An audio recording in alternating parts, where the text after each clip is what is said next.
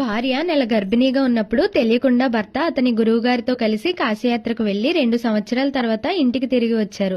భర్త ఆయన భార్య చేతిలో చిన్న పాపను చూసి అనుమానించగా పాపతో సహా భూగర్భంలో శిలగా మారిపోయిన ఒక దేవత కథ ఇది. 400 ఏళ్ల క్రితం పెదమల్లం అనే ఊర్లో మాచెనమ్మ అనే అమ్మాయి ఉండేది. ఆ అమ్మాయి చిన్నప్పటి నుంచి కూడా లక్ష్మీదేవి భక్తురాలు. అయితే ఆ అమ్మాయికి యుక్త వయసు వచ్చిన తర్వాత పెళ్లైంది. ఆమె భర్త గురువుగారి దగ్గర శిష్యుడిగా చేసేవారు. ఒక రోజు ఆ గురువుగారు అతని దగ్గర పనిచేసే శిష్యులందరినీ తీసుకుని కాశీయాత్ర చేయడానికి బయలుదేరతారు. మాచెనమ్మ భర్త మాచెనమ్మకి జాగ్రత్తలు చెప్పి నేను కాశీయాత్ర చేసి వస్తాను, నువ్వు జాగ్రత్తగా ఉండని చెప్తారు.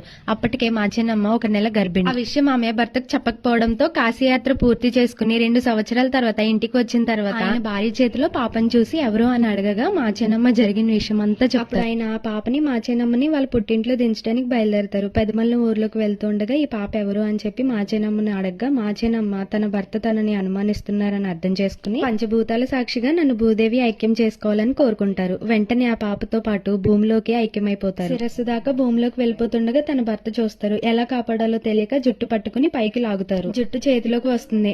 ఆమె పాపతో శిలగా మారిపోతారు. జుట్టు విసిరేసి ఆయన పారిపోతారు. జుట్టు పడిన చోట పెద్ద వృక్షం వస్తుంది. అలా మాచెనమ్మ ఆ ఊరి దేవతగా మారి కోరిన కోరికలు తీర్చే కల్పవల్లిగా దర్శనమిస్తున్నారు. మాచెనమ్మ కలలో కనిపించి ఎండా వాన పడే విధంగా తాటాకు శిఖరం నిర్మించమని కోరారు. అందుకే ఈ అమ్మవారికి తాటాకు శిఖరం ఉంటుంది. ప్రతి సంవత్సరం మేలో ఈ అమ్మవారికి జాతర అయితే చేస్తారు. అడ్రస్ ఎక్కడంటే పశ్చిమ గోదావరి జిల్లా ఆచంట మండలంలో పెదమల్లం అనే విలేజ్ లో ఉంటుంది ఈ టెంపుల్.